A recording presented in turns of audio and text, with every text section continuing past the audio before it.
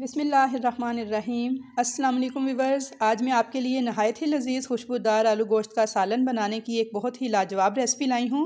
शायद आपने आज से पहले इतना लजीज़ आलू गोश्त का सालन नहीं खाया होगा। आज की रेसिपी की ख़ास बात यह है कि आज मैं आपको ऐसी टिप्स बताऊंगी कि जिनको अगर आप फॉलो करेंगे तो आपका भी आलू गोश्त बहुत मज़े का बनेगा।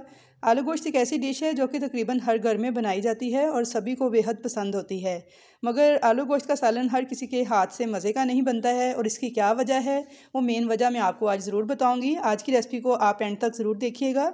आप भी अगर मेरे बताए गए इस तरीके से बनाएंगे तो आपका भी सालन इंशाल्लाह ताला बहुत ही मज़ेदार बनेगा। तो इसके लिए सबसे पहले मैंने 3/4 कप ऑयल लिया है। ऑयल गर्म हो गया है तो इसमें हम डाल देंगे साबुत गरम मसाले। उनमें देखें, एक बादियान का फूल है, 8 से 10 काली मिर्चें हैं, दालचीनी का एक टुकड़ा है, 2 बड़ी इलायचियाँ हैं और 4 से 5 लौंग हैं, साथ 2 तेज़पात हैं। अब उसके साथ 2 मीडियम साइज़ की बारीक कटी हुई प्याज डालेंगे। प्याज 2 मीडियम साइज़ की बारीक कटी हुई लेनी है और इनको लाइट सा गोल्डन कलर आने तक फ्राई करना है। बहुत ही ज़बरदस्त रेसिपी है और यकीन करें कि अगर आप भी इस तरीके से आलू गोश्त का सालन बनाएंगे तो इंशाल्लाह ताला आप इसे बार बार बनाने पे मजबूर हो जाएंगे और इसी तरीके से हमेशा बनाएंगे। तो यहाँ पर देखिए प्याज का कलर जो है गोल्डन होना शुरू हो चुका है लाइट सा। तो इसी टाइम पर हमने हाथ नहीं रोकना है और लगातार चम्मच चलाना है। तो ये देखिए बड़ा ही खूबसूरत सा प्याज का कलर आ गया है। तो मैं इसमें गोश्त ऐड कर रही हूँ। आधा किलो मिक्स गोश्त है, ये मटन का है, आप बीफ या मटन कोई सा भी यूज़ कर सकते हैं, सेम रेसिपी है। तो अब इसको अच्छी तरह से फ्राई कर लेंगे और साथ ही इसका लाइट कलर चेंज होने तक इसको पकाएंगे। तो जैसे ही गोश्त का कलर चेंज हुआ है तो मैं इसमें डाल दूंगी लहसुन अदरक का पेस्ट। तो लहसुन अदरक का पेस्ट आपने हमेशा ताज़ा बनाकर इस्तेमाल करना है, तो उससे बहुत ही टेस्टी आपका आलू गोश्त का सालन तैयार होगा। लहसुन अदरक का पेस्ट देखें मेरा पानी वाला पेस्ट है तो मैंने 2 चम्मच भर के लिया है, 2 टेबल स्पून। अगर आपका पानी के बगैर हो तो आप 1 टेबल स्पून शामिल कर लीजिएगा। अब अच्छी तरह से इसे भूनेंगे।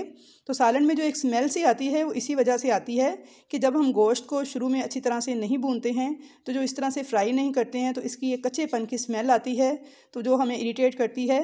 तो देखें अच्छी तरह से आपने इसको भून के पकाना है ताकि इसकी जो स्मेल है वो सारी ख़त्म हो जाए, जो गोश्त की एक मखसूस स्मेल होती है। तो गोश्त को मैंने 3 से 4 मिनट भून लिया था। अब इसमें मसाले शामिल करेंगे। तो देखें नमक डाला है मैंने 1 चम्मच, हल्दी डाली है 1/4 चम्मच, लाल मिर्च पाउडर डाला है 1 चम्मच भर के, और साथ ही साथ इसको बस यही 3 मसाले इस्तेमाल करके मिक्स करते जाएंगे। अब भी सिर्फ यही मसाले डालने हैं और इनको अच्छी तरह से भून के पका लेंगे। नमक मिर्च आप अपनी टेस्ट के अकॉर्डिंग डाल सकते हैं। और इस तरह से ऑयल में जब भून के मसाला पकाया जाता है तो फ्लेवर भी बहुत अच्छा आता है। तो बस आपने ये ख्याल करना है कि मसाला जलना नहीं चाहिए, तो बस थोड़ा सा ही भून लेना है इसमें। और अब साथ ही इसमें मैं पानी ऐड कर रही हूँ कि गोश्त जो है वो अच्छी तरह से गल जाए, इतना पानी डालना है। तो मैंने तकरीबन 5 गिलास के करीब पानी इसमें ऐड कर दिया है। इसे मिक्स कर देंगे और कवर कर देंगे और अब इसे पकाएंगे यहाँ तक कि गोश्त हमारा गल जाए। दरमियान में इसे चेक भी कर लेंगे। तो यहाँ मीडियम टू लो फ्लेम पे पकते हुए आधा घंटा गुजर चुका है। इसे चेक कर लेते हैं आधे घंटे के बाद। तो माशाल्लाह से देखें पानी जो है काफ़ी हद तक ड्राई हो गया है, लेकिन अभी काफ़ी पानी बाकी है। 50% तक गोश्त भी हमारा गल चुका है, चेक किया है मैंने। तो अब इस पॉइंट पर हम इसमें डाल देंगे 3 मीडियम साइज़ के टमाटरों का पेस्ट। ब्लेंडर में मैंने पेस्ट तैयार किया है 3 मीडियम साइज़ के टमाटरों का। तो टमाटर की थोड़ी सी क्वांटिटी ज़्यादा ली है क्योंकि हमने 2 मीडियम साइज़ की प्याज ली थी। तो टमाटर हमेशा प्याज की क्वांटिटी के हिसाब से ही डाले जाते हैं, तभी सालन में जायका बनता है। तो अगर 2 मीडियम साइज़ की प्याज लें तो फिर 3 मीडियम साइज़ के आपने टमाटर लेने हैं, क्योंकि हम इसमें दही का इस्तेमाल नहीं कर रहे। अगर टमाटर कम हो तो फिर आप इसमें दही का इस्तेमाल कर सकते हैं।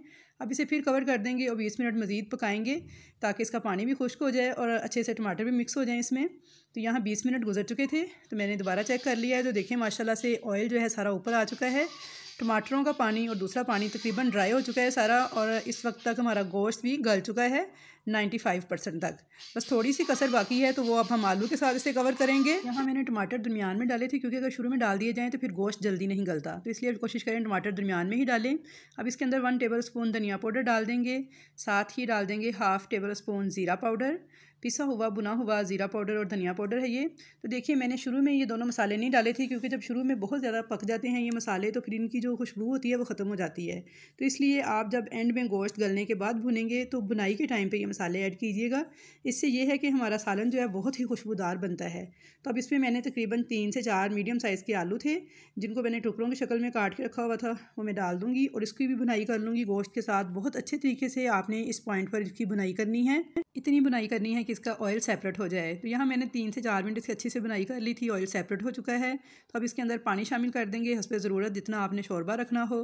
तो मैंने तकरीबन 3 गिलास पानी शामिल किया है और अब इसको कवर करके बिल्कुल हल्की आंच पे इतनी देर पकाएंगे कि जब तक आलू नहीं गल जाते। तो यहाँ पर इसको 15 मिनट हो चुके थे हल्की आंच पे पकते हुए। तो चले हम देख लेते हैं। तो यहाँ देखिए माशाल्लाह बहुत ही ज़बरदस्त इस सालन की लुक आई है और दिखने में ही बहुत मज़े का लग रहा है। तो व्यूअर्स अब इसमें हम गरम मसाला पाउडर 1 टेबल स्पून और हरी मिर्ची और हरा धनिया डाल के इसे गार्निश करेंगे। लेकिन उससे पहले मैं आपको आलू तोड़ के दिखाती हूँ। देखिए आलू शक्ल से ही गले हुए लग रहे हैं, फिर भी मैं आपको एक तोड़ के दिखाती हूँ। तो ये देखिए इस तरह का आलू सॉफ्ट हो चुके हैं। तो ऐसे ही हमें आलू चाहिए थे और ग्रेवी देखिए कितनी शानदार लग रही है। तो अब इसे गार्निश कर देंगे। सबसे पहले इसके ऊपर गरम मसाला डालेंगे, साथ ही मैंने हरी मिर्ची और हरा धनिया भी डाल दिया है। और अब लुक देखिए इस सालन का कितना ज़बरदस्त लग रहा है और यकीन कीजिए बहुत ही खुशबूदार, बहुत ही मज़ेदार ये सालन बन के तैयार हुआ है। तो आई होप व्यूअर्स कि आप सबको मेरी आज की ये वीडियो ज़रूर पसंद आई होगी। अगर वीडियो पसंद आए तो इसे ज़्यादा से ज़्यादा लाइक करें, मिलने जुलने वालों से शेयर करें। और अगर आप मेरे चैनल पर नए हैं, फर्स्ट टाइम मेरी वीडियो को वॉच कर रहे हैं, तो आपसे हम्बल रिक्वेस्ट है कि चैनल को सब्सक्राइब कर लें और बेल आइकन के बटन को भी दबा लें ताकि आपको मेरी नई आने वाली हर वीडियो का नोटिफिकेशन फ्री में सबसे पहले देखने को मिल सके। तो इंशाल्लाह ताला मिलूंगी ऐसी ही नई नई मज़ेदार सी रेसिपीज़ के साथ। तब तक के लिए मुझे दीजिए इजाज़त। अल्लाह हाफिज़।